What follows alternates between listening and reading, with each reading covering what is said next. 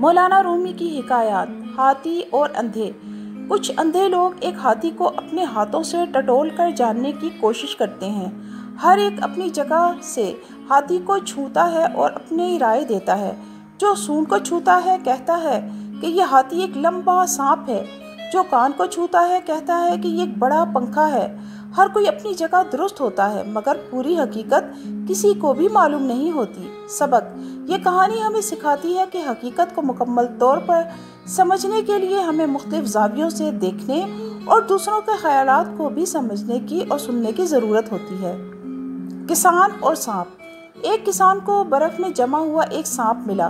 اسے رحم آیا اور اس نے سانپ کو گرم رکھنے کے لیے اپنی جھولی میں رکھ لیا۔ جیسے ہی سانپ کو ہوش آیا، اس نے کسان کو ڈس لیا۔ کسان نے حیرت سے پوچھا، میں نے تو تمہاری مدد کی، پھر تم نے مجھے نقصان کیوں پہنچایا؟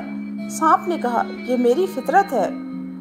سبق: بعض چیزیں اپنی فطرت کے مطابق عمل کرتی ہیں، چاہے آپ ان کے ساتھ اچھا سلوک کریں۔ ہمیں اپنی عقل کا استعمال کرتے ہوئے اچھائی اور برائی میں فرق سمجھنا چاہیے۔ پیاسا شخص اور پانی کا غلام۔ ایک شخص صحرا میں پیاس سے مر رہا تھا۔ اچانک اسے ایک شخص ملا جو پانی کا برتن اٹھائے ہوئے تھا۔ پیاسے شخص نے پانی مانگا، لیکن وہ آدمی کہنے لگا، اگر تم میری غلامی قبول کر لو تو میں تمہیں پانی دے دوں گا۔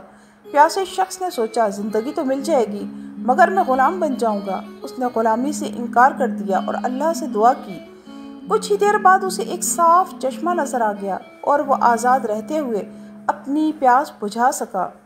سبق: ہمیں وقتی فائدے کے لیے اپنی عزت اور آزادی کو قربان نہیں کرنا چاہیے، بلکہ صبر اور بھروسے کو قائم رکھنا چاہیے کہ اللہ ہمارے لیے بہتر سے بہتر راستے کھولے گا۔ نتیجہ: مولانا رومی کی کہانیاں صرف کہانیاں نہیں بلکہ زندگی کے گہرے اسباق ہیں جو ہمیں خود شناسی، محبت، حکمت اور صبر کی راہ دکھاتے ہیں۔